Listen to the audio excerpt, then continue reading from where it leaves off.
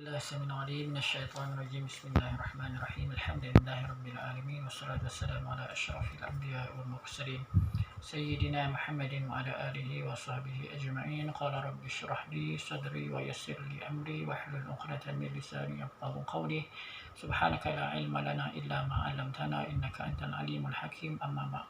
Assalamualaikum warahmatullahi wabarakatuh. Sidang pendengar yang dirahmati Allah Subhanahu wa taala sekalian. Syukur kepada Allah Subhanahu wa taala, pertama-tama dan selama-lamanya ucapkanlah kalimah alhamdulillah di atas segala nikmat yang dikurniakan Allah Subhanahu wa taala. Bertemu lagi pada malam ini. Insya-Allah pada malam ini kita akan menyambung perbahasan kita berkenaan dengan 100 sunnah Rasulullah sallallahu alaihi wasallam yang telah dilupakan. Kan? Adapun dalam kitab ni ada yang masih kita lakukan, tapi ada juga yang kadang-kadang kita tak pernah dengar dan kita tak buat. Jadi kita nak sama-sama memperingatkan diri kita semua supaya sunnah-sunnah ini dapat dijalankan, dihidupkan kembali insya-Allah. Baik, hari ini kita akan cerita tentang solat sunat tahiyatul masjid. Tahiyatul masjid sebelum memberi salam kepada jemaah. Kita masuk masjid, kita disunatkan untuk mendirikan solat sunat tahiyatul masjid 2 rakaat sebelum kita memberi salam kepada jemaah. Kan? Biasa kita masuk, kita salam dululah masa bagi salam tu, kan? Baru kita solat sunat tahiyatul masjid. Tapi kita tengok pada hadis ni insya-Allah. Perbuatan ini adalah mendahulukan atau mengutamakan hak Allah. Nurul Al-Alamah Ibn Qayyim dalam Zadul Ma'ad, Nabi menganjurkan orang yang masuk masjid untuk solat 2 rakaat tahiyatul masjid. Solat ini perlu dilakukan sebelum memberi salam kepada jemaah dengan maksud menghormati masjid sebelum memberi penghormatan kepada penghuninya.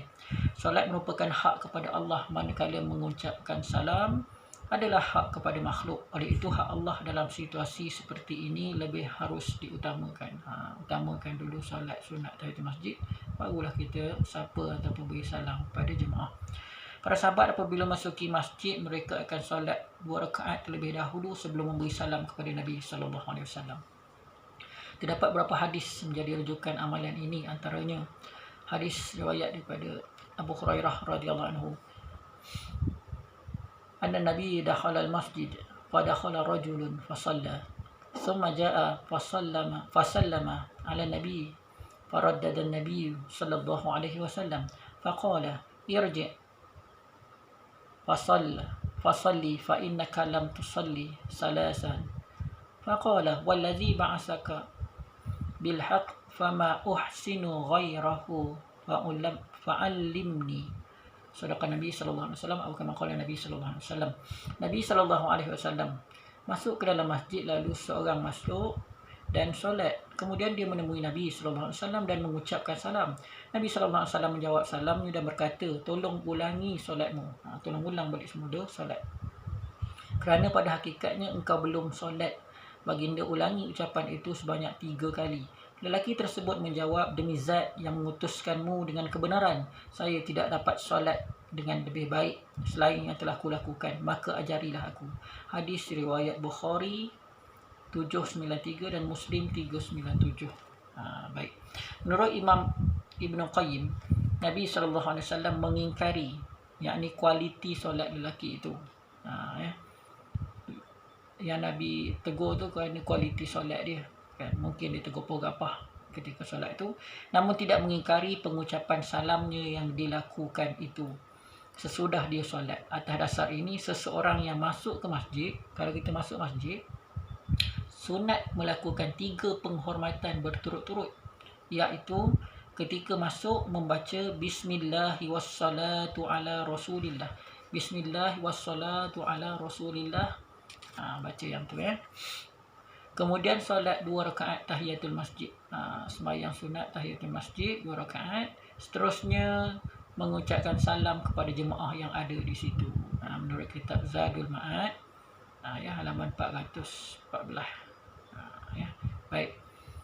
Maka daripada apa yang saya sampaikan sebentar tadi, dapatlah disimpulkan bahawa solat sunat tahiyatul masjid itu adalah tuntutan dari Nabi sallallahu alaihi wasallam.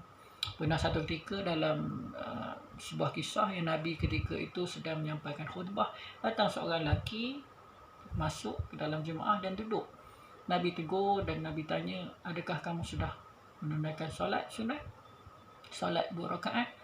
Dia kata tidak, maka Nabi kata fakum, kan, berdiri dan laksanakanlah solat 2 rakaat itu. Maka lelaki ini pun terus menunaikan solat ketika itu juga, tahiyatul masjid.